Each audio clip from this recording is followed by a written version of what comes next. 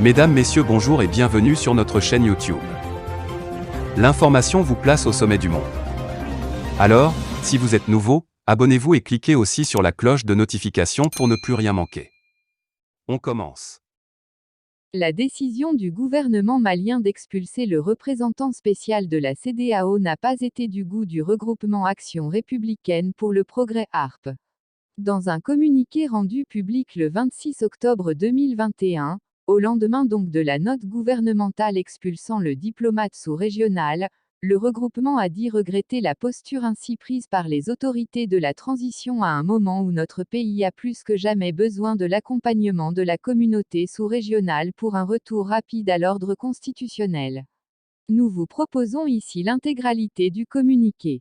Communiqué par communiqué du gouvernement de la République du Mali, en date du 25 octobre 2021, l'ARP a appris la décision du ministre des Affaires étrangères et de la coopération internationale déclarant le représentant spécial de la CEDEAO, persona non grata, dans notre pays.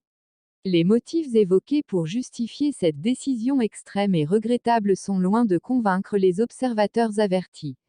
Surtout au regard du fait que le diplomate dont il est question est apprécié pour sa pondération et son abnégation, mais aussi pour l'efficacité de son implication dans la recherche de solutions à la grave crise politique que vit notre pays.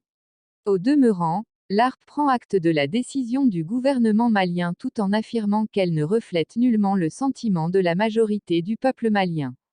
De plus, l'ARP regrette la posture ainsi prise par les autorités de la transition à un moment où notre pays a plus que jamais besoin de l'accompagnement de la communauté sous-régionale pour un retour rapide à l'ordre constitutionnel.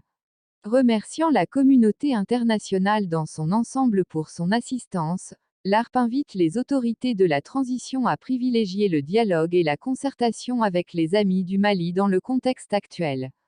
Pour l'intérêt de nos populations, il est souhaitable que les autorités, avec l'ensemble des forces politiques du pays, soient en intelligence avec la CEDEAO. C'est à ce prix que nous aurons une transition réussie. La Communauté économique des États de l'Afrique de l'Ouest, CEDEAO, organisera un sommet extraordinaire sur le Mali et la Guinée, le 7 novembre prochain. Objectif, statuer sur la situation sociopolitique des deux pays de l'Afrique de l'Ouest vivant tous un régime militaire.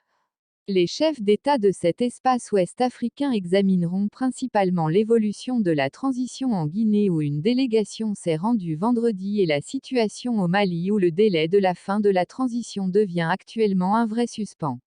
Initialement prévu pour le mois de février prochain, les autorités de la transition malienne ont finalement soumis la tenue des prochaines élections aux conclusions des assises nationales de refondation qui se tiendront en décembre. Cette situation a créé une vive tension entre la Mali et la CEDEAO. Un sommet décisif sur le sort du Mali qui risque de retourner sous l'embargo total.